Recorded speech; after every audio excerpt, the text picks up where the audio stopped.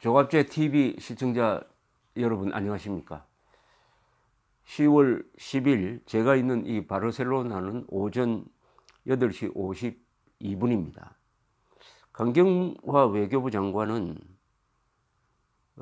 오늘 북한의 천안함 폭침 사건에 대응해가지고 이명박 정부가 취하였던 대북 제재 조치, 524 조치를 해제할 용의가 있다고 이야기를 했습니다. 외교통일위원회 국정감사장에서 이해찬 더불어민주당 대표의 질문에 대해서 그렇게 대답을 했습니다. 이 답변 과정에서 보면은 이해찬 의원이 금강산 관광이 국제사회 제재 위반이냐고 물으니까 아니라고 대답을 했어요.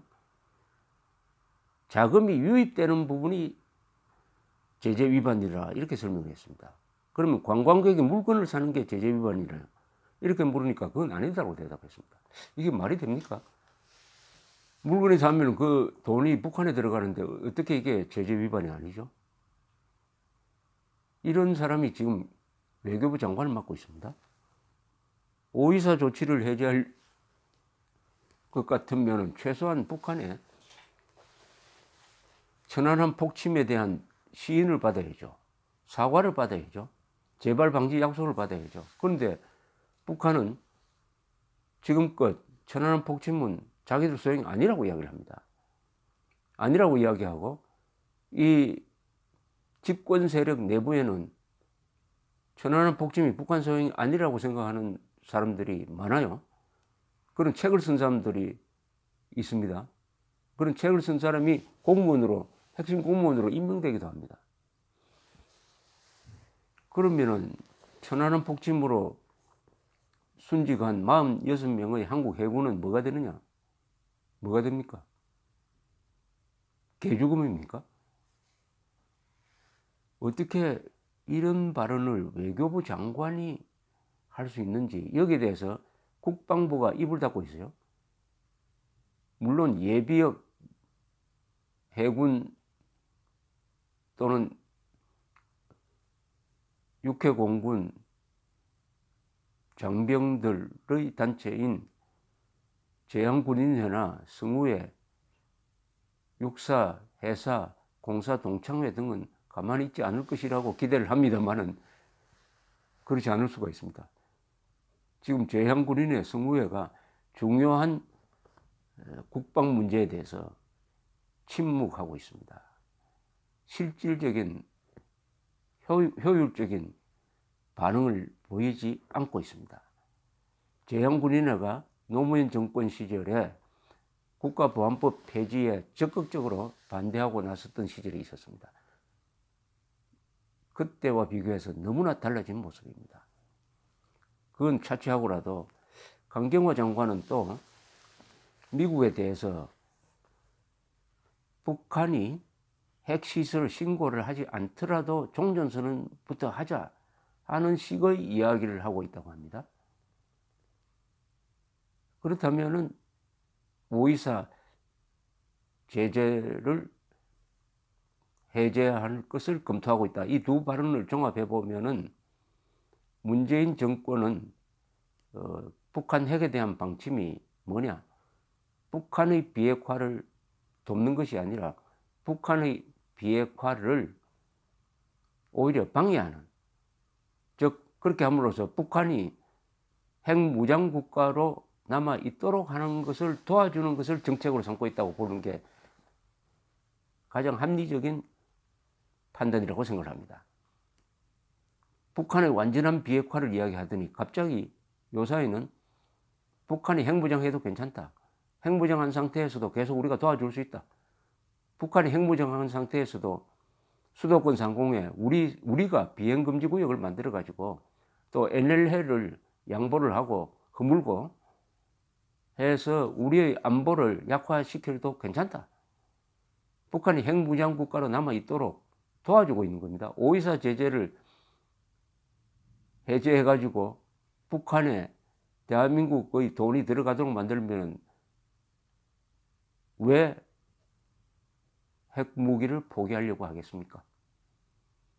또 핵신고, 핵시설에 대한 신고 받지 않아도 종전선언 해주겠다고 하면은 김정은이가 왜 핵을 포기할 생각이 있겠습니까? 핵을 포기할 동기 자체를 없애버리는 것이 문재인 강경화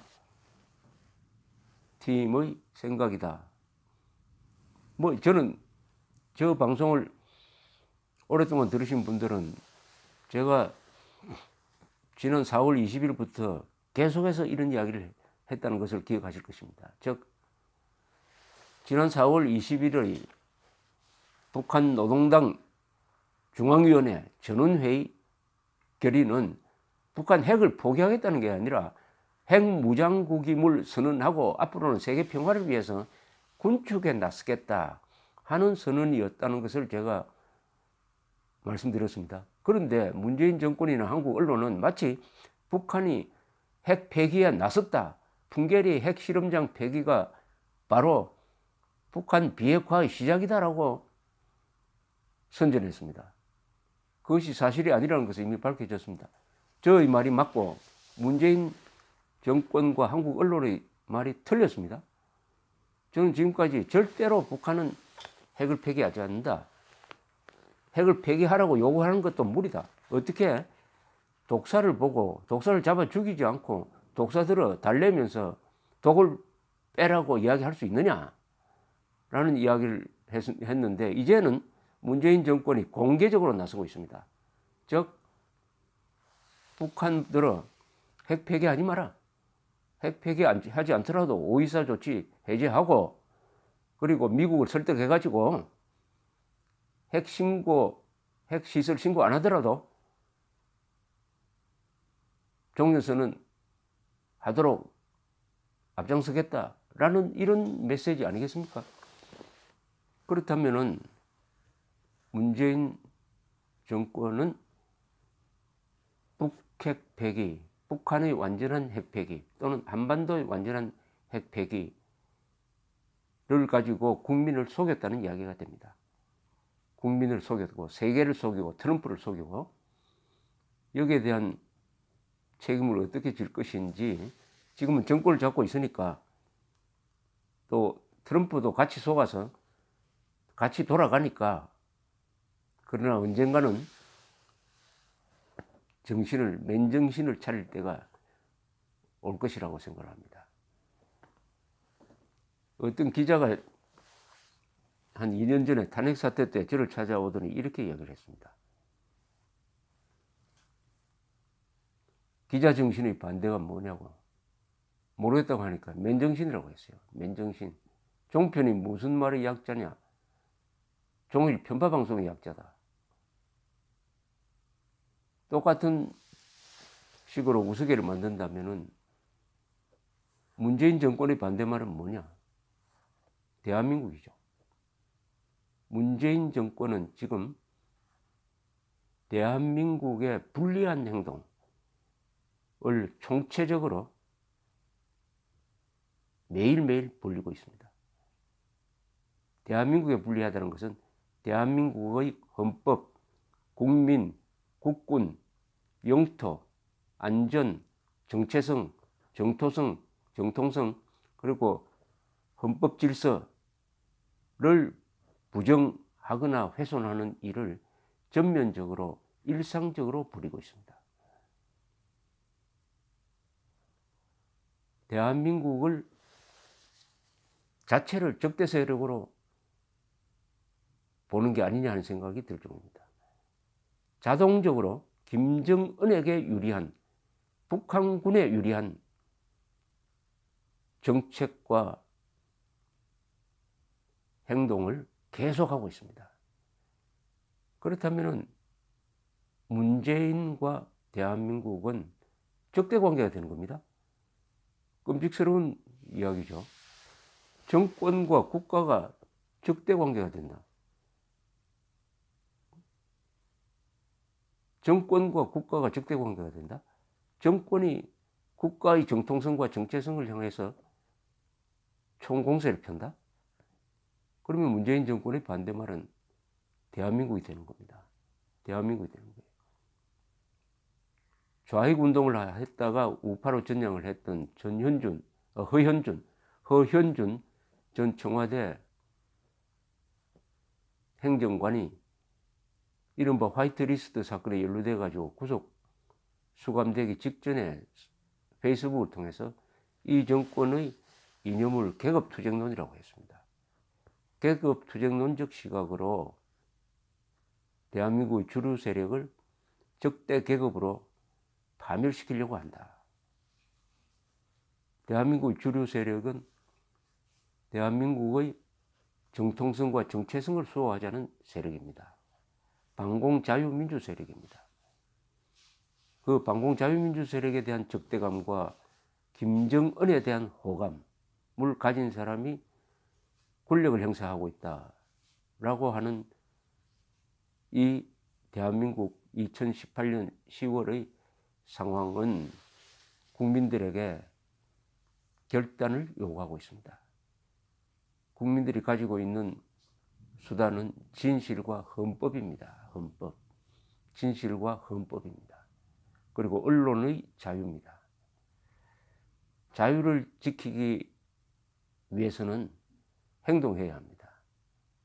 자유를 지키는 행동이 애국 시민으로서 가장 고귀한 것입니다. 토마스 제퍼슨이 말하기를 준법 정신으로는 불충분하다. 자유가 위협을 당했을 때는 싸워야 한다.